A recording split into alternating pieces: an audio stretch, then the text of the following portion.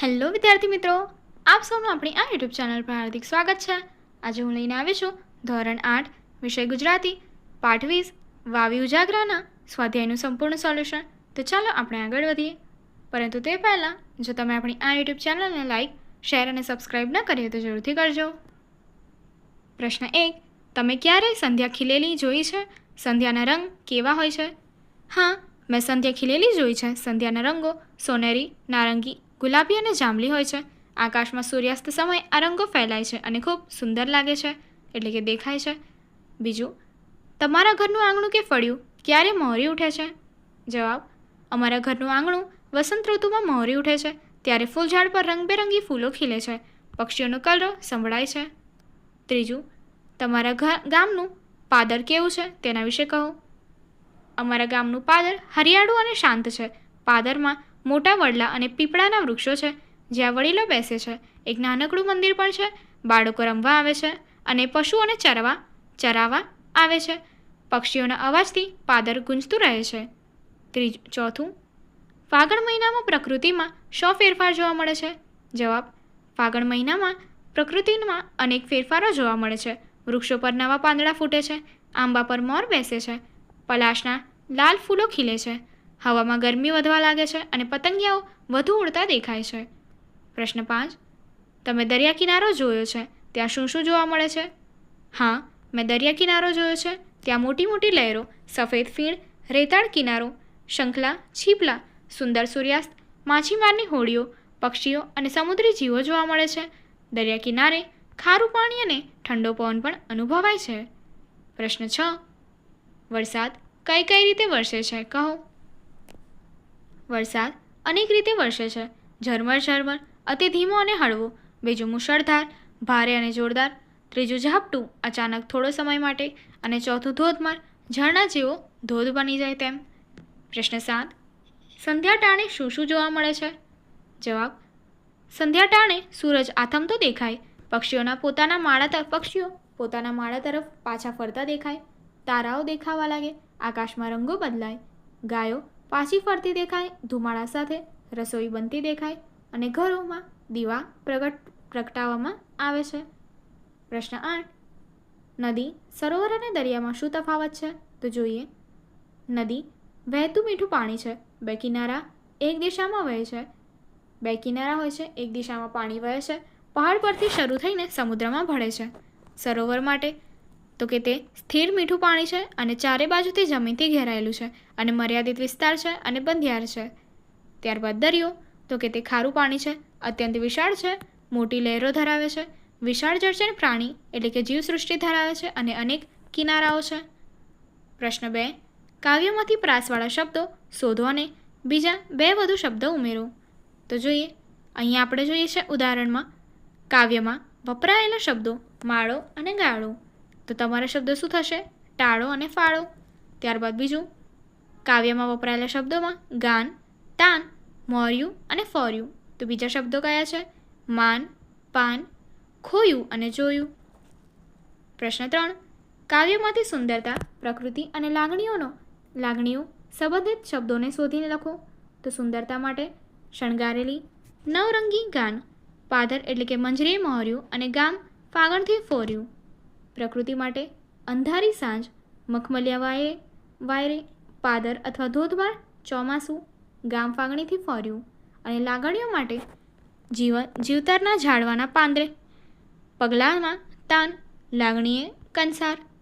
આગળ જોઈએ પ્રશ્ન 4, ઉદાહરણ મુજબની બીજી 4 જોડની રચના કરો। ઉદાહરણ, સાંજ તો અંધારી સાંજ, વરસાદ તો કે ધોધમાર વરસાદ, એ મુજબ જોઈએ। વાયરો તો કે મખમલી વાયરો, સુગંધ હળવી સુગંધ, ઝાડવું જીવતરનું ઝાડવું, ડાળો લીલોડીનો ડાળો, ગાન નવરંગી ગાન, તાન અલબેલું તાન, ચોમાસું ધોધમાર ચોમાસું, સરોવર ખાલીખમ સરોવર। પ્રશ્ન 5, નીચેના શબ્દોથી જોડાયેલા અન્ય સંબંધિત શબ્દો લખો। તો માળો તો એટલે કે પંખી। હવે બીજું જોઈએ, દરિયાથી જોડાયેલા શબ્દો તો કે માછલી, લહેર, કિનારો, જહાજ, મીઠું અને મોજું। ત્યારબાદ વાયરો એટલે કે વાયરાથી જોડાયેલા શબ્દો પતંગ, વાવાઝોડું, ઠંડક, પવનચક્કી। તે જ રીતે ચોમાસુથી જોડાયેલા શબ્દો: વરસાદ, વાદળ, ભીનાશ, ધરતી, ખેતી, હરિયાળી. પ્રશ્ન 6. અંધારી સાંજ, વરસાદ, લીલોડી અને મંજરી જેવા અન્ય શબ્દોનો ઉપયોગ કરી પંક્તિ બનાવો. જોઈએ ઉદાહરણ. અંધારી સાંજ. અંધારી સાંજના આભમાંથી અંધકારના ઓળા ઉતરે છે.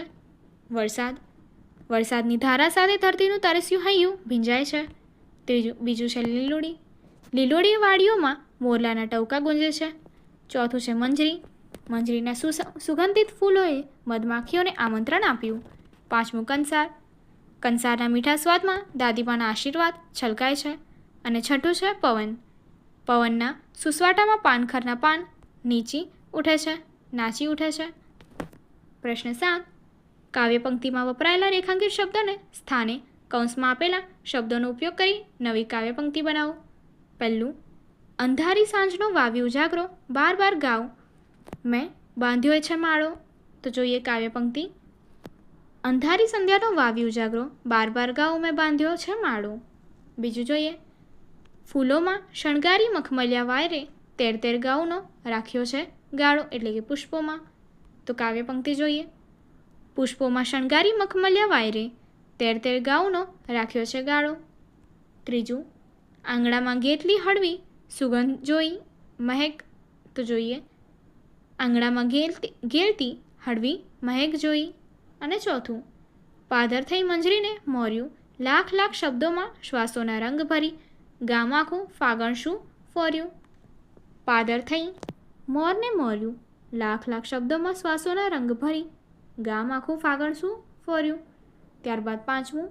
વરસે છે વાયરોને ધોધમાર ચોમાસું ખાલી ખમ સર્વરમાં વાળો, એટલે કે પવન. તો કાવ્ય પંક્તિ જોઈએ. વરસે છે પવનને ધોધમાર ચોમાસું ખાલી ખમ સર્વરમાં વાળો. આગળ પ્રશ્ન 8. આપેલા શબ્દ જોડકાને જોડી અર્થપૂર્ણ વાક્ય બનાવો.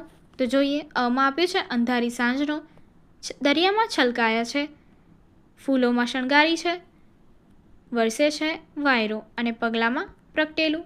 ત્યારબાદ બમાં આપ્યું છે મખમલિયા વાયરા, અલબેલું તાન, વાવી ઉજાગરો, નવરંગી ગાન, ધોધમાર ચોમાસું. અને કમાં આપ્યું છે ખાલી ખમ સરોવરવાળો, તેર તેર ગાઉનો રાખ્યો છે ગાળો, પછી લાગણીએ વહેંચ્યો કંસાર, બાર બાર ગાઉ મેં બાંધ્યો છે માળો, અને વાવણીએ ઢોળ્યો વરસાદ. તો આપણે વાક્ય જોઈએ. ઉદાહરણ. અંધારી સાંજનો વાવી ઉજાગરો બાર બાર ગાઉ મેં બાંધ્યો છે માળો. પહેલું. દરિયામાં છલકાયા છે નવરંગી ગાન અને વાવણીએ ઢોળ્યો વરસાદ. બીજું. ફૂલોમાં શણગારી મખમલિયા વાયરે તેર તેર ગાઉનો રાખ્યો છે ગાળો. ત્રીજું. વરસે છે વાયરો અને ધોધમાર ચોમાસું ખાલી ખમ સરોવરમાં વાળો. અને ચોથું. પગલામાં પ્રગટેલું અલબેલું તાન, પછી લાગણીએ વહેંચ્યો કંસાર. પ્રશ્ન 9. નીચેનું કાવ્ય વાંચો અને પ્રશ્નોના ઉત્તર આપો. આ ડાળ ડાળ જાણે કે રસ્તા વસંતના, ફૂલોએ બીજું કંઈ નથી પગલા વસંતના, મલિયાની લોની પીંછી ને રંગો ફૂલોના લે દોરી રહ્યું છે કોણ આ નકશા વસંતના, આ એક તારા અંગે ને બીજો ચમનમહી, જાણે કે બે પડી ગયા ફાંટા વસંતના, મહેકી રહી છે મંજરી એક એક આંસુમાં, મોર્યા છે આજ આંખમાં આંબા વસંતના. તો પ્રશ્નો જોઈએ. પહેલો પ્રશ્ન. વસંત ઋતુનું આગમન થઈ રહ્યું છે એવું કવિ શાના આધારે કહે છે? જવાબ. વસંત ઋતુનું આગમન થઈ રહ્યું છે એવું કવિ ડાળીઓ પર ફૂલોની ઉપસ્થિતિના આધારે કહે છે. કવિ કહે છે કે ડાળીઓ વસંતના રસ્તાઓ જેવી છે અને ફૂલો વસંતના પગલાં જેવા છે. બીજો પ્રશ્ન. કવિ ફૂલો વિશે શું કહે છે? કવિ ફૂલો વિશે કહે છે કે તેઓ વસંતના પગલાં છે, એટલે કે ફૂલો એ વસંત ઋતુના આગમનના ચિહ્ન છે. ત્રીજું. મલય પર્વત ઉપરથી આવતા સુગંધીદાર પવન માટે કાવ્યમાં કયો શબ્દ વપરાયો છે? જવાબ. મલય પર્વત ઉપરથી આવતા સુગંધીદાર પવન માટે કાવ્યમાં મલિયાનીલોની પીંછી શબ્દ વપરાયો છે. ચોથું. આ કાવ્યમાં પ્રકૃતિના કયા કયા તત્વોની વાત કહેવામાં આવી છે? જવાબ. આ કાવ્યમાં પ્રકૃતિના ડાળીઓ, ફૂલો, પવન, બગીચો, ફૂલની કળી એટલે કે મંજરી, આંબાના વૃક્ષો વગેરે તત્વોની વાત કરવામાં આવી છે. પ્રશ્ન 10. નીચેના પ્રશ્નના ઉત્તર આપો. પહેલો પ્રશ્ન. તેર તેર ગાઉનો રાખ્યો છે ગાળો એટલે શું? કાવ્યના સંદર્ભે જણાવો. તો જોઈએ. કાવ્યના સંદર્ભે 13 ગાઉનો રાખ્યો છે ગાળો, એટલે સમયાંતરે ફૂલોના રંગો અને મખમલી વાયરો જીવનમાં આનંદને સુખની અનુભૂતિ કરાવે છે. બીજો પ્રશ્ન, આ કાવ્યમાંથી આપણને પ્રકૃતિ અને માનવ જીવન વિશે શો સંદેશ મળે છે?